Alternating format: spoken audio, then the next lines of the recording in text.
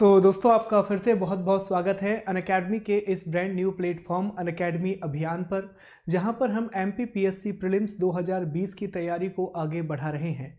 दोस्तों आगे बढ़ने से पहले कुछ बातें मैं आपको क्लियर कर दूं कि हमारा एक टेलीग्राम चैनल है अनअकैडमी अभियान के नाम से।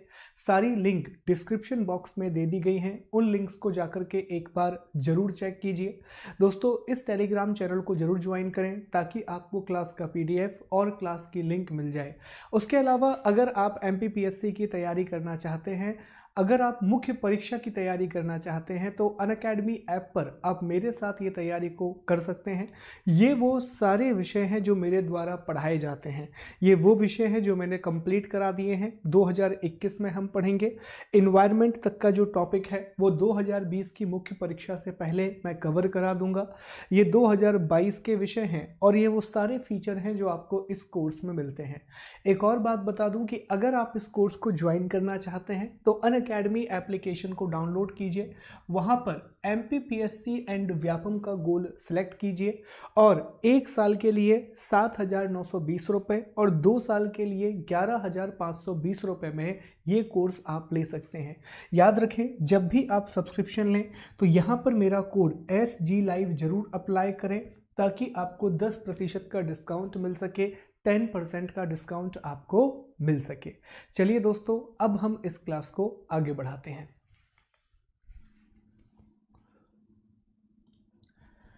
तो दोस्तों आपको याद होगा कि पिछली क्लास तक हमने एक टॉपिक कवर और कर लिया था, भारत का नियंत्रक और महालेखा परीक्षक, competitor and auditor general of India.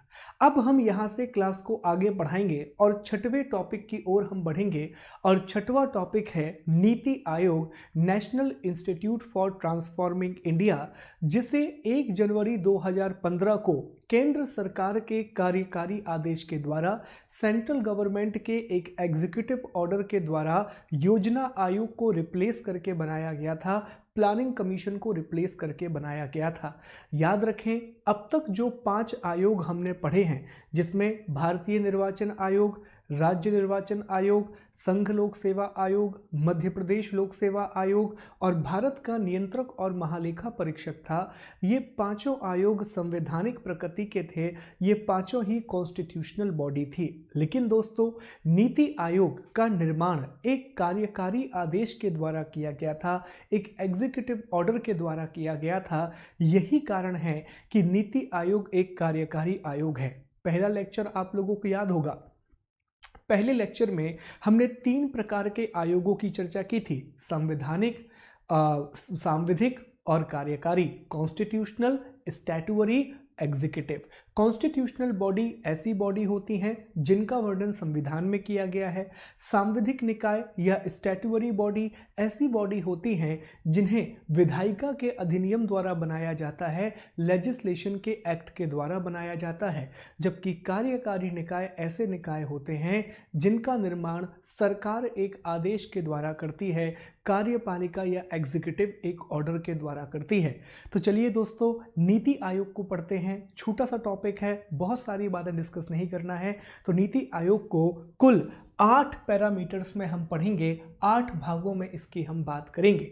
सबसे पहले हम नीति आयोग की पृष्ठभूमि को समझेंगे कि कैसे योजना आयोग को बदल करके 1 जनवरी 2015 को नीति आयोग बनाया गया। फिर हम नीति आयोग के परिचय को पढ़ेंगे, इंट्रोडक्शन की बात करेंगे।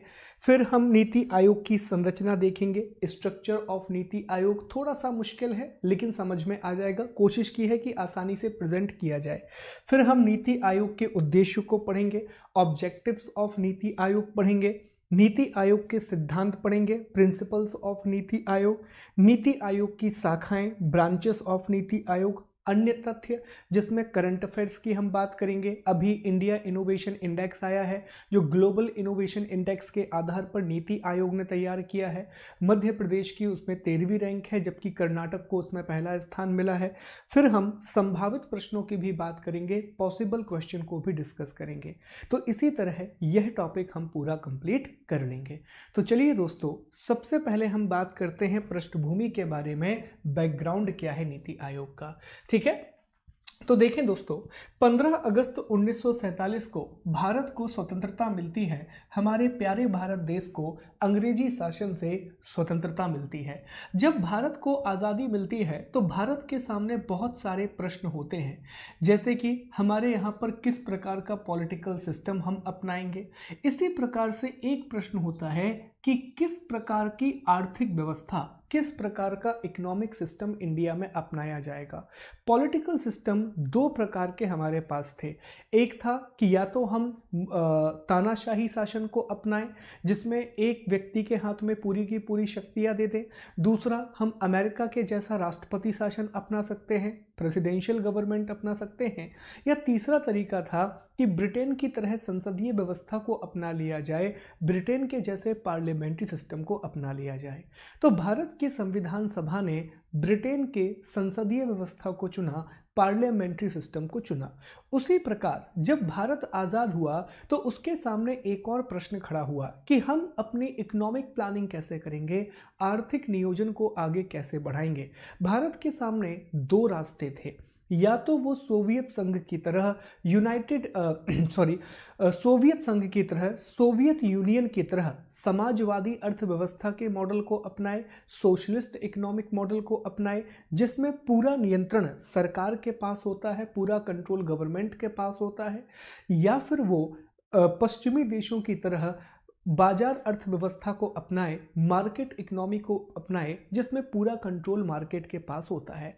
तो यहाँ पर ज़्यादा प्रभाव समाजवादी अर्थव्यवस्था का था। हालांकि हमने मिक्स्ड इकोनॉमी को अपनाया, लेकिन दोस्तों इकोनॉमिक प्लानिंग करने के लिए हमने सोवियत संघ की तरह, सोवियत यूनियन की तरह, सोवियत संघ की तरह या सोवियत यूनियन की तरह पंचवर्षीय व्यवस्था को अपनाया। किसको अपनाया? पंचवर्षीय व्यवस्था को अपनाया, 5 ईयर प्लान को अडॉप्ट किया। और जब हमने 5 ईयर प्लान को अडॉप्ट किया तो एक बहुत बड़ा विचार विमर्श हुआ कि अगर हमें पंचवर्षीय योजना को आगे बढ़ाना है तो इसको आगे बढ़ाने के लिए हमें एक निकाय की आवश्यकता होगी, हमें एक बॉडी की जरूरत पड़ेगी। और इस निकाय के रूप में योजना आयोग का निर्माण किया गया, प्लानिंग कमीशन का निर्माण किया गया। किसका निर्माण किया गया? प्लानिंग कमीशन का निर्माण किया गया, योजना आयोग का निर्माण किया गया 15 मार्च 1950 को।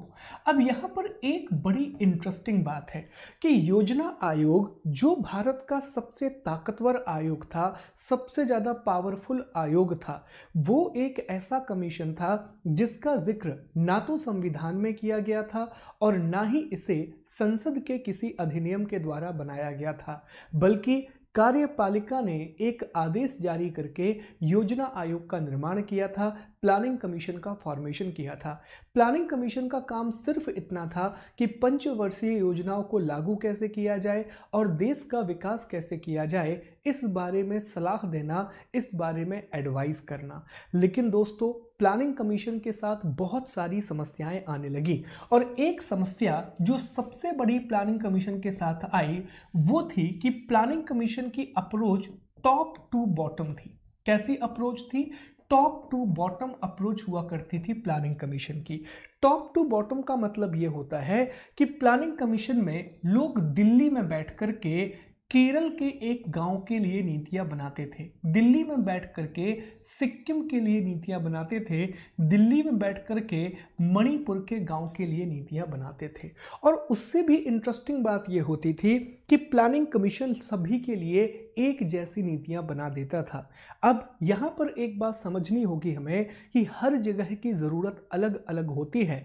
आप पूरे देश पर एक जैसे डेवलपमेंट मॉडल को अप्लाई नहीं कर सकते, पूरे भारत पर एक जैसे विकास मॉडल को अप्लाई नहीं कर सकते। आप भी अगर अधिकारी बनने जा रहे हैं तो याद रखना है, किसी जिले में पानी की आवश्यकता हो सकती है तो किसी जिले में आपको खाने की ज़रूरत हो सकती है, एग्रीकल्चर डेवलपमेंट की ज़रूरत हो सकती है। तो हर एक जिले की, हर एक गांव की या हर एक राज्य की अपनी अलग अलग ज़रूरतें होती हैं। पर प्लानिंग कमीशन ने टॉप टू बॉटम अप्रोच को अपनाया और सारे निर्णय एक दूसरे पर थोपना शुरू कर दिए। देश के अलग अलग मुख्यमंत्री इस चीज़ का लगातार विरोध करते रहे। जब भारत के वर्तमान प्रधानमंत्री नरेंद्र मोदी जी गुजरात के उस समय सीएम हुआ करते थे, तो उन्होंने भी प्लानिंग कमीशन का विरोध किया था। फिर आप जानते हैं कि 2014 में भारत में सरकार का परिवर्तन हुआ, यूपीए के स्थान पर एनडीए की सरकार भारत में बन जाती है और अगस्त 2014 में, अगस्त 2014 में नरेंद्र मोदी जी ने यह अनाउंसमेंट किया कि अब वो योजना आयोग को खत्म कर रहे हैं और योजना आयोग के स्थान पर एक नीति आयोग नाम की संस्था बनाई जाएगी जो बॉटम टू टॉप अप्रोच के तहत काम करेगी, अपने आप में डेमोक्रेटिक होगी और सभी राज्यों को इसमें भाग लेने का मौका मिलेगा, सभी स्टेट को इसमें भाग लेने का मौका मिलेगा। तो अगस्त 2014 में श्री नरेंद्र मोदी ने इस बात को अनाउंस किया और अंततः 1 जनवरी 2015 को 1 जनवरी 2015 को योजना आयोग को खत्म करके नीति आयोग की स्थापना कर दी गई। नीति एक संस्कृत भाषा का शब्द है, लेकिन यहाँ पर नीति एक एक्रोनिम का काम करता है। नीति का अर्थ है national institute for transforming India, जिसकी स्थापना एक कार्यकारी आदेश के द्वारा 1 जनवरी 2015 को कर दी गई। इसका मुख्यालय नई दिल्ली में स्थित है। तो दोस्तों, ये एक पूरी की पूरी पृष्ठभूमि है जो हमें यहाँ पर याद रखना होगा कि क्यों आखिरकार योजना आयोग प्लानिंग कमीशन को खत्म किया गया और प्लानिंग कमीशन के स्थान पर नीति आयोग को क्यों लाया गया। दोनों के बीच में एक हल्का सा डिफरेंस भी मैंने आपको समझाने की कोशिश की है। अब हम टॉपिक को आगे बढ़ाते हैं और दूसरे पॉइंट पर चलते हैं, जो है परिचय, इंट्रोडक्शन। आइए कुछ बातें कर लेते हैं। तो देखें, 1 जनवरी 2015 को केंद्रीय मंत्रिमंडल के आदेश द्वारा नीति आयोग की स्थापना की जाती है। 1 जनवरी 2015 को यूनियन कैबिनेट के ऑर्डर के द्वारा नीति आयोग को एस्टेब्लिश किया जाता है। चूंकि इसका गठन केंद्रीय मंत्रिमंडल के आदेश से हुआ है, यूनियन कैबिनेट के ऑर्डर से हुआ है, इसी कारण जो इसका नेचर है, इसकी प्रकृति है, वो कार्यकारी निकाय की है, एक एग्जीक्यूटिव बॉडी की है। इसके अलावा इसे गैर वैधानिक निकाय भी कहा जाता है, नॉन स्टैट्यूटरी कहा जाता है। गैर वैधानिक या गैर सांविधिक, इंग्लिश में नॉन स्टैट्यूटरी इसलिए कहा जाता है क्योंकि इसका निर्माण संसद के किसी अधिनियम के द्वारा नहीं हुआ, पार्लियामेंट के किसी एक्ट के द्वारा नहीं हुआ। दोस्तों, इसे गैर संवैधानिक भी कहा जाता है, नॉन कॉन्स्टिट्यूशनल भी कहा जाता है। इसका कारण भी यही है कि नीति आयोग का वर्णन संविधान में कहीं पर भी नहीं किया गया है। नीति आयोग के फॉर्मेशन को कॉन्स्टिट्यूशन में कहीं भी डिफाइन नहीं किया गया है। इस कारण इसे नॉन कॉन्स्टिट्यूशनल, गैर संवैधानिक भी कहा जाता है। देखिए, नीति आयोग के बारे में शुरू से यह बात कही जा रही है कि यह एक थिंक टैंक है और यह एक सलाहकारी निकाय होगा। कैसा निकाय होगा? यह एक सलाहकारी निकाय है। यह दोस्तों एक एडवाइजरी बॉडी है। एडवाइजरी बॉडी है। एडवाइजरी बॉडी का मतलब यह होता है, पहले थिंक टैंक का मतलब समझिए। थिंक टैंक का मतलब यह है कि इसमें भारत के सभी मुख्यमंत्रियों को, राज्यपालों को शामिल किया जाएगा। उसके अलावा विशेषज्ञों को इसमें शामिल किया जाएगा, रिसर्च को बढ़ावा दिया जाएगा और ये एक थिंक टैंक का काम करेगी और सरकार को ये बताएगी कि राष्ट्रीय विकास को हम कैसे आगे बढ़ा सकते हैं, नेशनल डेवलपमेंट को हम कैसे आगे बढ़ा सकते हैं। दूसरी बात यह है कि नीति आयोग जितनी भी सलाह देती है, वो सलाह का मतलब भी क्या होता है, यहाँ पर जो सलाह नीति आयोग देता है वो बाध्यकारी नहीं होती है, वो बाइंडिंग नहीं होती है नेचर में। तो यह एक एडवाइजरी बॉडी है, ये सिर्फ सलाह देने का काम करती है। लेकिन दोस्तों, ये बहुत महत्वपूर्ण है क्योंकि इसकी अधिकांश सलाहें मान ली जाती हैं। ठीक है, तो अगर आपसे पूछा जाए कि नीति आयोग की प्रकृति क्या है, नेचर क्या है, तो आंसर कर देना, यह एक कार्यकारी निकाय है, गैर वैधानिक, गैर सांविधिक, थिंक टैंक या सलाहकारी प्रकार का निकाय है। इसका उद्देश्य क्या है? केंद्र और राज्यों को सहकारी संघवाद के आधार पर दीर्घकालिक नीति के निर्माण हेतु सलाह देना। Advising the central and state government on long term policy formulation on the basis of cooperative federalism. देखो, दो प्रकार का संघवाद होता है। एक तो वो जो देश के संविधान ने बना दिया है, हमारे कॉन्स्टिट्यूशन ने क्लियरली कहा है कि भारत में तीन स्तर का शासन होगा, 3 टियर का गवर्नेंस होगा। सबसे ऊपर केंद्र सरकार होगी, उसके बाद राज्य सरकार होगी और उसके बाद स्थानीय शासन होगा, लोकल गवर्नमेंट होगी।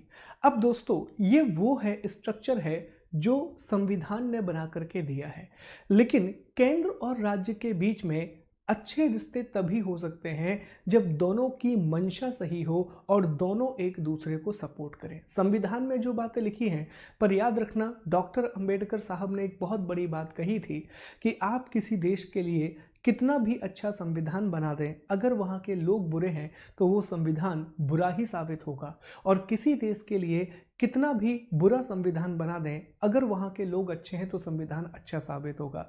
तो यहाँ पर भी यही बात आती है कि संविधान में ये कहा गया है कि केंद्र और राज्य को एक दूसरे की सहायता करनी चाहिए, एक दूसरे के साथ बेहतर रिश्ते कायम करने चाहिए। लेकिन दोस्तों, जब तक दोनों के प्रशासन पर बैठे हुए लोग एक दूसरे के लिए अच्छी मानसिकता नहीं रखेंगे, तब तक विकास नहीं हो पाएगा। तो नीति आयोग सहकारी संघवाद पर काम करता है, केंद्र और राज्य दोनों को बराबर दर्जा देता है और दोनों के विकास को और दोनों को एक प्लेटफॉर्म पर ला करके आगे बात करता है। और ये क्या करता है? दीर्घकालिक नीति निर्माण हेतु सलाह देता है। यही कारण है कि यह एक सलाहकारी निकाय है, एडवाइजरी बॉडी है। आइए आगे बढ़ते हैं।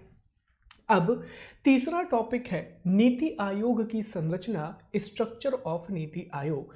बहुत ध्यान से इस टॉपिक को समझना, यही सबसे मुश्किल टॉपिक है नीति आयोग के बारे में। ठीक है, तो दोस्तों, नीति आयोग में एक अध्यक्ष होता है, एक चेयरमैन होता है, और नीति आयोग का अध्यक्ष हमेशा भारत के प्रधानमंत्री होते हैं।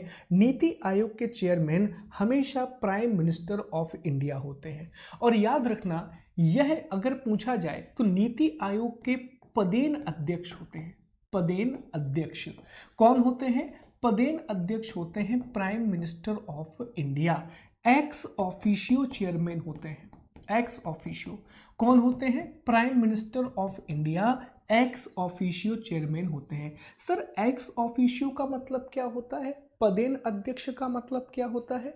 दोस्तों, एक्स ऑफिशियो का मतलब होता है कि जो भी व्यक्ति भारत का प्रधानमंत्री बनेगा वो अपने आप ही नीति आयोग का अध्यक्ष बन जाएगा। इसी को कहा जाता है पदेन। मतलब जैसे ही पद प्राप्त करेंगे वो ऑटोमेटिकली नीति आयोग के चेयरमैन बन जाएंगे। तो ये बार बार बताने की जरूरत नहीं पड़ेगी, जो व्यक्ति भारत का प्रधानमंत्री बनेगा वो ऑटोमेटिकली नीति आयोग का भी चेयरमैन बन जाएगा। तो यहीं से पता पड़ता है कि कितना महत्वपूर्ण निकाय है ये। फिर अध्यक्ष के अलावा इसमें एक शासी परिषद होती है, जिसको इंग्लिश में गवर्निंग काउंसिल कहा जाता है। ठीक है, अब गवर्निंग काउंसिल में कौन होता है? तो सभी राज्यों के मुख्यमंत्री होते हैं और लेफ्टिनेंट गवर्नर होते हैं। भारत में आप जानते हैं दो प्रकार की चीजें हैं, एक तो केंद्र शासित प्रदेश और दूसरे हैं राज्य। तो राज्यों से मुख्यमंत्री आते हैं और केंद्र शासित प्रदेशों से लेफ्टिनेंट गवर्नर आते हैं। हालांकि यहाँ पर एक बात याद रखना है कि दिल्ली और पुडुचेरी वहाँ पर मुख्यमंत्री होते हैं। तो दोस्तों, दिल्ली और पुडुचेरी दो ऐसे केंद्र शासित प्रदेश हैं जहाँ से मुख्यमंत्री ही निकल करके आएंगे, और जब जम्मू कश्मीर में इलेक्शन हो जाएगा वहाँ पर मुख्यमंत्री बन जाएंगे तो वहाँ से भी मुख्यमंत्री ही आएंगे। ठीक है, बाकी जितने भी केंद्र शासित प्रदेश हैं वहाँ से लेफ्टिनेंट गवर्नर इसमें पार्टिसिपेट करते हैं। तो जो गवर्निंग काउंसिल होती है उसमें चीफ मिनिस्टर होते हैं और लेफ्टिनेंट गवर्नर होते हैं। ठीक है, तीसरा जो इसमें स्ट्रक्चर होता है इसे क्षेत्रीय परिषद कहा जाता है, रीजनल काउंसिल कहा जाता है। अब यहाँ पर इस शब्द को समझो, यहाँ पर कहा जा रहा है क्षेत्रीय परिषद, रीजनल काउंसिल। तो रीजनल का मतलब ही होता है जो क्षेत्रों के आधार पर बनती है। तो इसमें एक या दो राज्यों को शामिल कर लिया जाता है, दो से ज़्यादा राज्यों को शामिल कर लिया जाता है। जैसे राज्य हैं, उनके बीच में कोई विवाद है तो उसका निपटारा कर दिया जाएगा, या दो तीन राज्यों को एक साथ मिलकर के कोई पॉलिसी बनानी है तो उनको शामिल कर दिया जाएगा।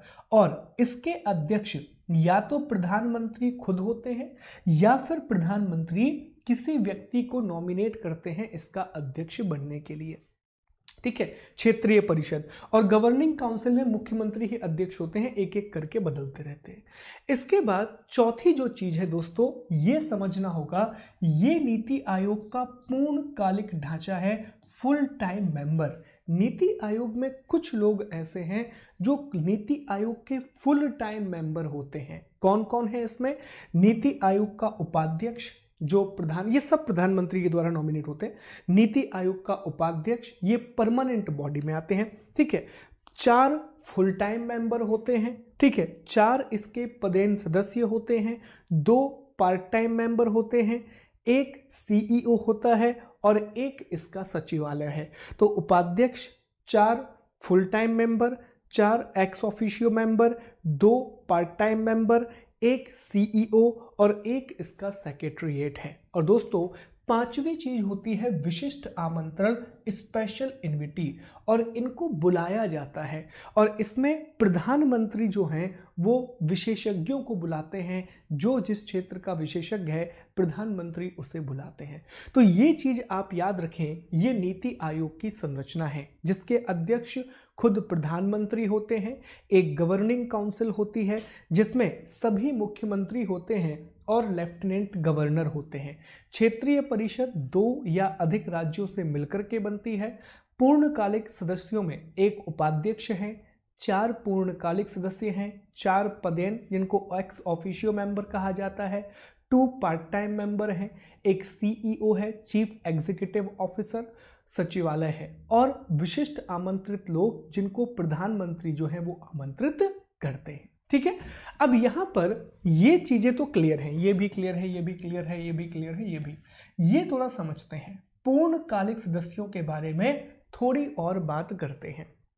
देखें तो जो उपाध्यक्ष हैं, तो नीति आयोग के पहले उपाध्यक्ष अरविंद पनगड़िया थे।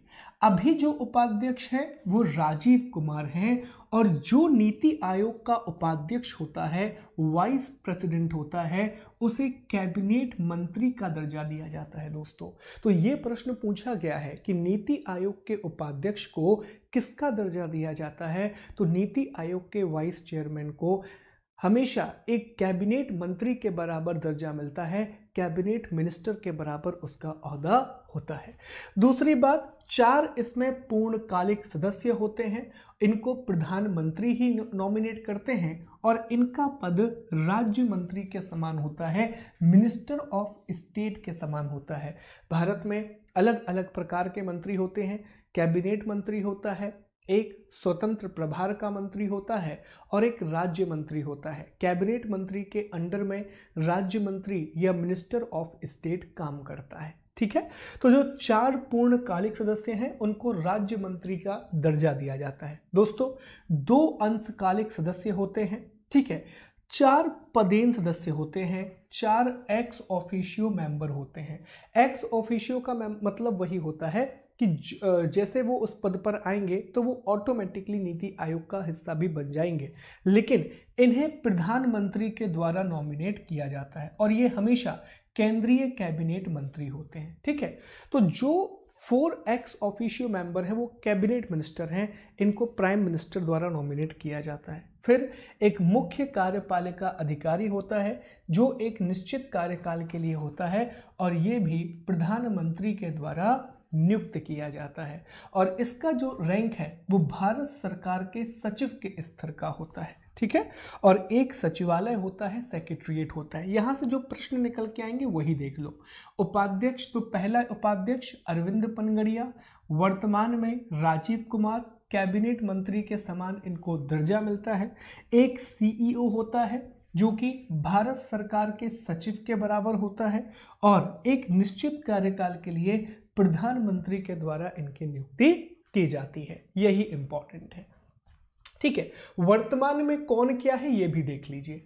तो अध्यक्ष प्रधानमंत्री श्री नरेंद्र मोदी हैं, उपाध्यक्ष डॉक्टर राजीव कुमार हैं, मुख्य कार्यकारी अधिकारी अमिताभ कांत हैं, पूर्णकालिक सदस्य के रूप में डॉक्टर विनोद पाल, विजय कुमार सारस्वत और रमेश चंद्र हैं।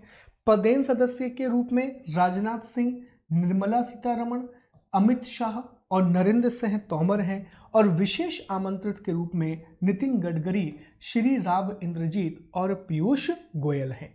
ये चीज यहाँ पर आपको याद रखनी है जो महत्वपूर्ण है। खास तौर पर ये जरूर याद रखें कि नीति आयोग के पहले उपाध्यक्ष का नाम राजीव कुमार था, अरविंद पनगड़िया था। वर्तमान जो उपाध्यक्ष हैं, उपाध्यक्ष की बात कर रहे हैं, वाइस चेयरमैन की बात कर रहे हैं, अभी जो उपाध्यक्ष हैं उनका नाम राजीव कुमार, पहले उपाध्यक्ष का नाम अरविंद पनगड़िया। जो सीईओ हैं उनका नाम अमिताभ कांत है। उपाध्यक्ष का दर्जा कैबिनेट मिनिस्टर का होता है, और जो सीईओ हैं उनका जो दर्जा है वो भारत सरकार के सचिव के बराबर होता है, इंडियन गवर्नमेंट के सेक्रेटरी के बराबर होता है। ठीक है, 4 इसमें एक्स ऑफिशियो मेंबर होते हैं जो कैबिनेट मिनिस्टर होते हैं, कैबिनेट मंत्री होते हैं, और सामान्यतः सभी की जो नियुक्ति है वो प्रधानमंत्री के द्वारा की जाती है, प्राइम मिनिस्टर के द्वारा की जाती है। चलिए आगे बढ़ते हैं, नीति आयोग के उद्देश्य की बात करते हैं। तो ऑब्जेक्टिव में सहकारी संघवाद को बढ़ावा देना, राज्यों की सक्रिय भागीदारी से विकास करना, बॉटम टू टॉप मतलब जरूरत को समझना कि केरल में किस प्रकार की नीति की आवश्यकता है, सिक्किम में किस प्रकार का विकास मॉडल चाहिए, इसको कहा जाता है बॉटम टू टॉप अप्रोच। ठीक है, फिर ग्रामीण विकास करना, पिछड़े वर्गों का विकास करना, एसडीजी। ठीक है, ये आपको पता होगा कि सस्टेनेबल डेवलपमेंट गोल एसडीजी बनाए गए हैं। तो एसडीजी को प्राप्त करने के लिए नीति आयोग भारत में काम करता है। यूनाइटेड नेशन ने 2016 से लेकर के 2030 तक के लिए कुछ सतत विकास लक्ष्यों को निर्धारित किया है। 17 सतत विकास लक्ष्य हैं, 17 जो सस्टेनेबल डेवलपमेंट गोल हैं उनको डिसाइड किया है। तो भारत में उनको अचीव करने का काम नीति आयोग को दिया गया है। साथ ही साथ भारत में नवाचार को आगे बढ़ाना, इनोवेशन को आगे बढ़ाना, भारत में इनोवेशन को आगे बढ़ाने के लिए अटल नवाचार मिशन की शुरुआत की गई, अटल इनोवेशन मिशन को शुरू किया। उसी के तहत अटल टिंकरिंग लैब की शुरुआत स्कूल लेवल पर की गई है, और दूसरी बात इंडिया इनोवेशन इंडेक्स का प्रकाशन भी नीति आयोग करता है। भारत नवाचार सूचकांक का प्रकाशन भी नीति आयोग के द्वारा किया जाता है। तो ये नीति आयोग के प्रमुख उद्देश्य होंगे, याद रखना, सहकारी संघवाद को आगे बढ़ाना और सस्टेनेबल डेवलपमेंट गोल की प्राप्ति और ज्ञान और नवाचार को बढ़ावा देना। ये नीति आयोग के 3 सबसे बड़े उद्देश्य हैं।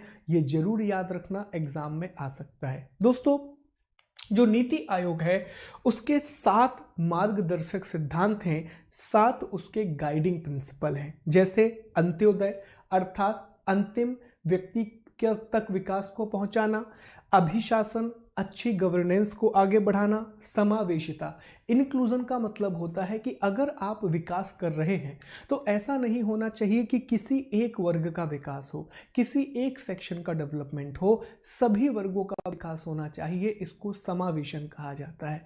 फिर गांव का विकास हो, जनसंख्यात्मक लाभांश डेमोग्राफिक डिविडेंड, जन सहभागिता पीपल्स पार्टिसिपेशन, धारणीयता सस्टेनेबिलिटी। धारणीयता का मतलब होता है कि जो भी विकास का रास्ता हम अपनाएं वो विकास आगे तक हो, उसी को सस्टेनेबिलिटी कहा जाता है, और भविष्य की पीढ़ियां भी उससे लाभ ले सकें, फ्यूचर जनरेशन भी उसका लाभ ले सके। तो ये 7 जो हैं वो नीति आयोग के गाइडिंग प्रिंसिपल हैं, मार्गदर्शक सिद्धांत हैं।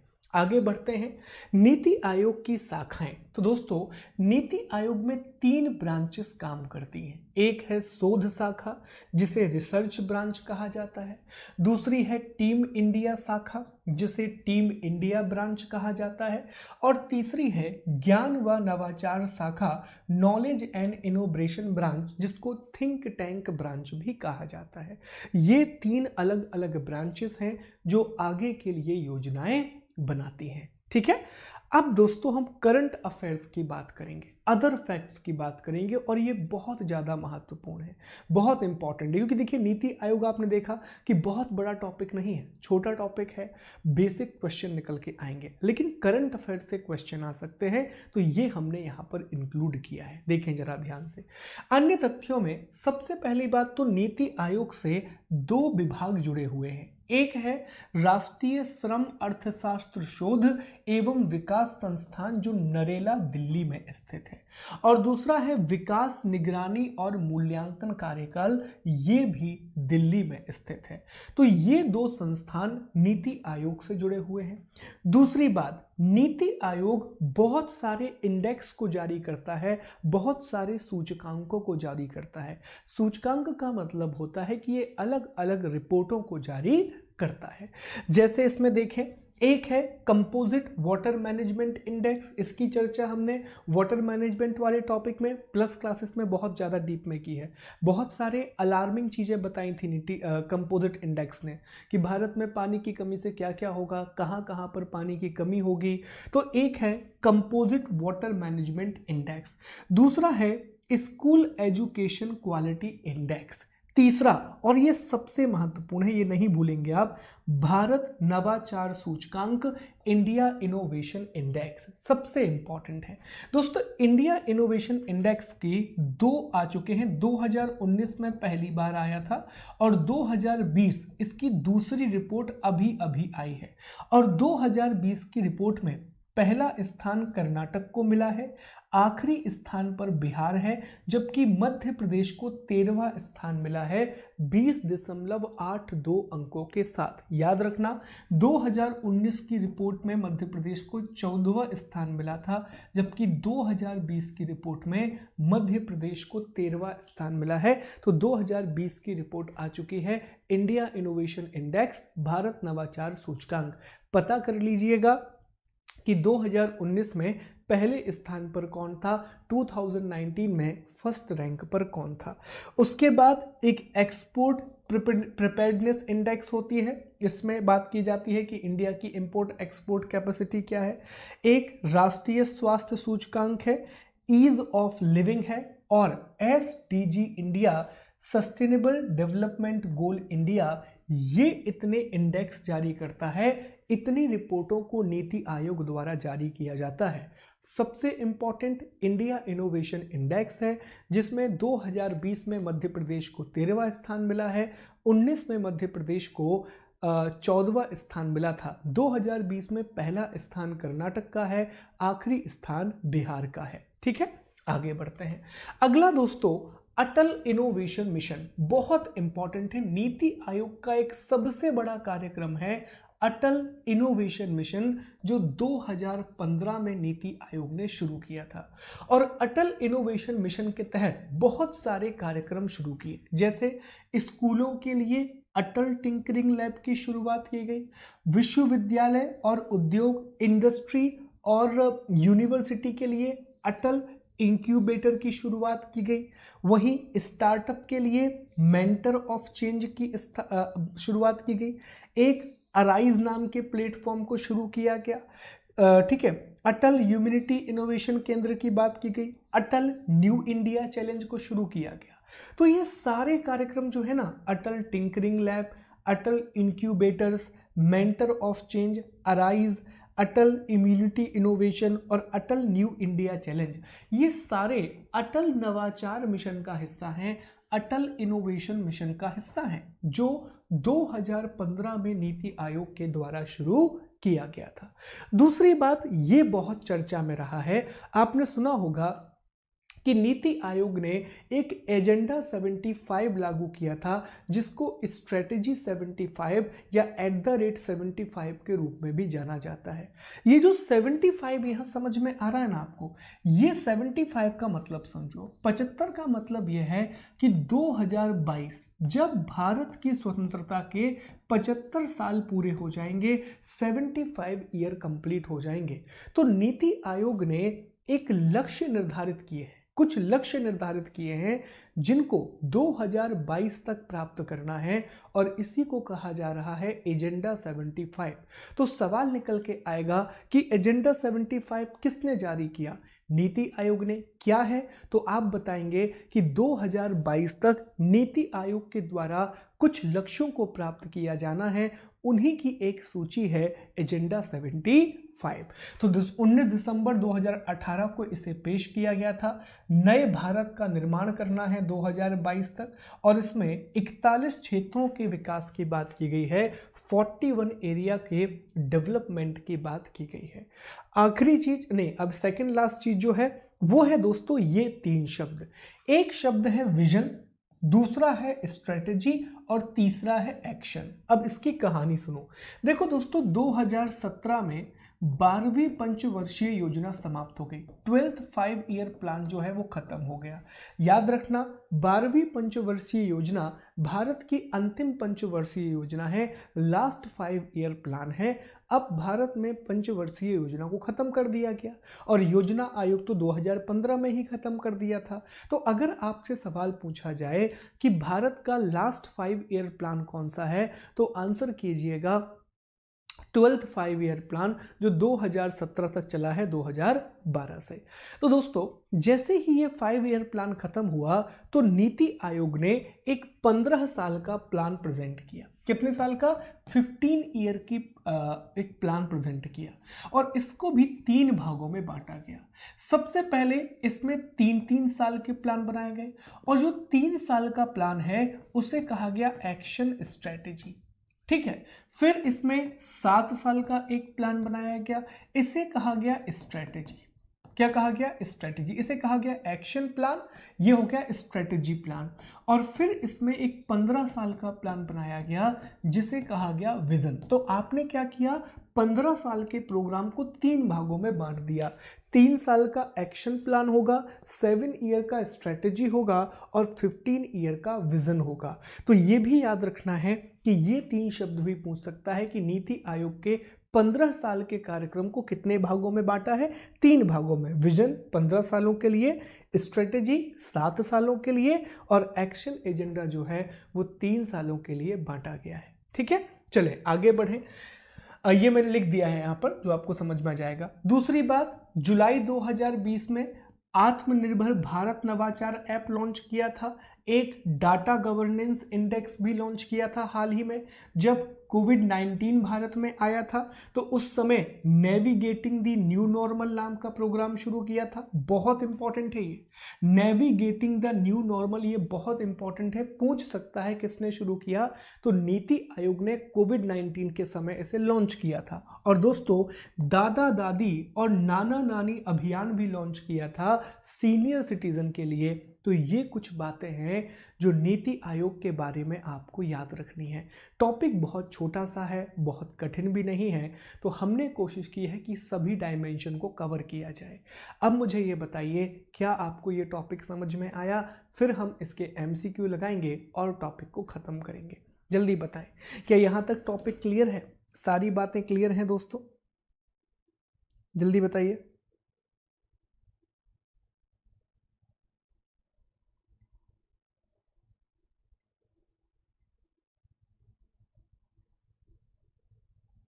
ओके, हाँ, डिजी बॉक्स भी लॉन्च किया था, राइट। देखो, डिजी लॉकर तो पहले भी था, उसको और बेहतर तरीके से लॉन्च किया और कुछ नहीं है।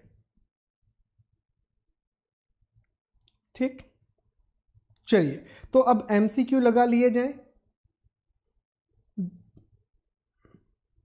अभी बताया कि जो @75 है वो 2022, जब भारत की स्वतंत्रता को 75 साल पूरे हो जाएंगे तो कुछ लक्ष्य हैं जो भारत को प्राप्त करने हैं। ठीक है, चलिए दोस्तों, अब कुछ MCQ सॉल्व करते हैं और टॉपिक को खत्म करते हैं। तो देखिए, यहाँ पर कुछ टॉपिक MCQ निकल के आ रहे हैं, जैसे नीति आयोग के वर्तमान CEO कौन है? Who is the current CEO of NITI Aayog? तो हम सभी जानते हैं कि अमिताभ कांत नीति आयोग के वर्तमान CEO हैं। दूसरा प्रश्न यहाँ पर है, नीति आयोग के बारे में कौन सा कथन सही है? Which statement about NITI Aayog is correct? इसका गठन 15 जनवरी 2015 को हुआ था, गलत है। इसका गठन 1 जनवरी को हुआ था। ठीक है, नीति आयोग वाणिज्य और उद्योग मंत्रालय के तहत काम करता है, मिनिस्ट्री ऑफ इंडस्ट्री और कॉमर्स के अंदर काम करता है, गलत है। ये गवर्नमेंट ऑफ इंडिया के लिए काम करता है। करता है। नीति आयोग का पूरा नाम national institute for transforming innovation है, ये भी गलत है, national institute for transforming India है। तो अब बचा क्या, चौथा ऑप्शन सही हो जाएगा, यह एक थिंक टैंक के रूप में काम करता है। तो इसका सही आंसर होगा डी। आगे बढ़ते हैं, तीसरा प्रश्न, नीति आयोग की स्थापना किस वर्ष हुई? तो हम सभी जानते हैं कि 1 जनवरी 2015 को नीति आयोग एस्टेब्लिश किया गया था। निम्नलिखित में से कौन नीति आयोग की गवर्निंग काउंसिल का हिस्सा है?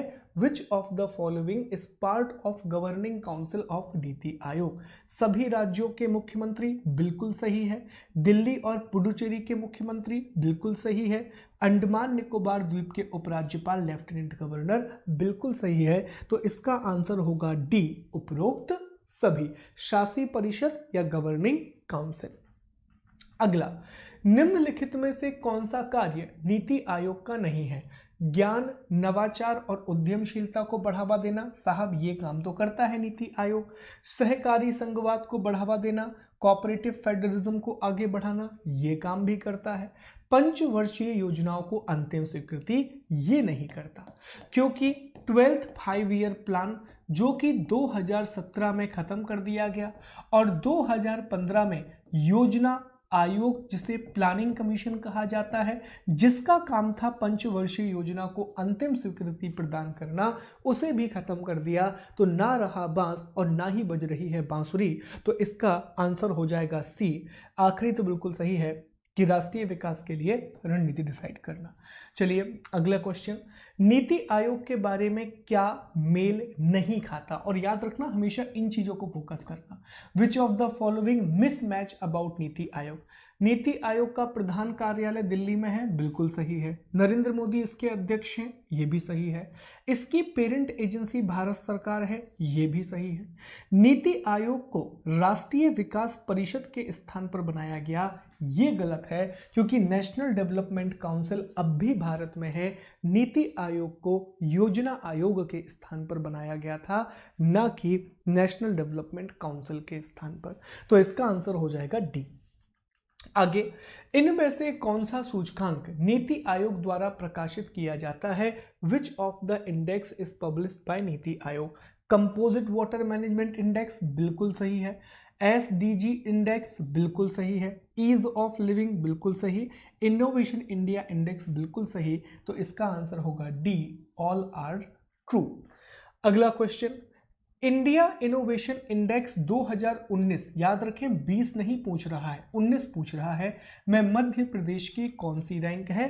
तो डिस्कस किया था कि 2019 में जो MP की रैंक थी वो 14 थी, लेकिन 2020 में ये रैंक इंप्रूव होकर कितनी हो गई है?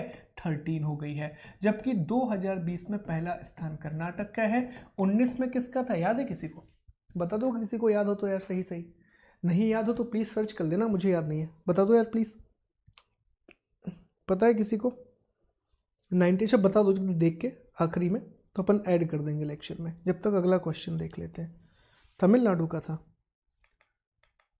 ओके, अगला प्रश्न, नीति आयोग के पहले अध्यक्ष, हाँ अच्छा क्वेश्चन है दोस्तों, तमिलनाडु का था।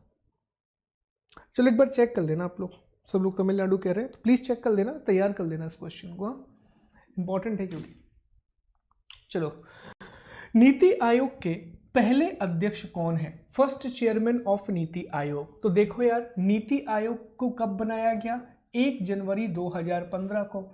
और हम सभी जानते हैं कि जो इंडिया के प्राइम मिनिस्टर होते हैं वो इसके एक्स ऑफिशियो चेयरमैन होते हैं। वो क्या होते हैं? इसके पदेन अध्यक्ष होते हैं। तो इस प्रकार से श्री नरेंद्र मोदी ही भारत के नीति आयोग के पहले अध्यक्ष होंगे। ठीक है, आगे बढ़ते हैं।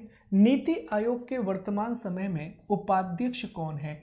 Deputy chairman of NITI Aayog. तो डॉक्टर राजीव कुमार, जो कि एक जाने माने अर्थशास्त्री हैं, वो नीति आयोग के वर्तमान उपाध्यक्ष हैं। आगे बढ़ते हैं, नीति आयोग की कौन कौन सी शाखाएं हैं? Branches of NITI Aayog. शोध शाखा, बिल्कुल है, रिसर्च ब्रांच। परामर्शदात्री शाखा, इसको बेसिकली थिंक टैंक ब्रांच कहा जाता है, तो ये भी अवेलेबल है। और टीम इंडिया शाखा, ये भी अवेलेबल है। तो इसका आंसर भी हो जाएगा D, all of the above.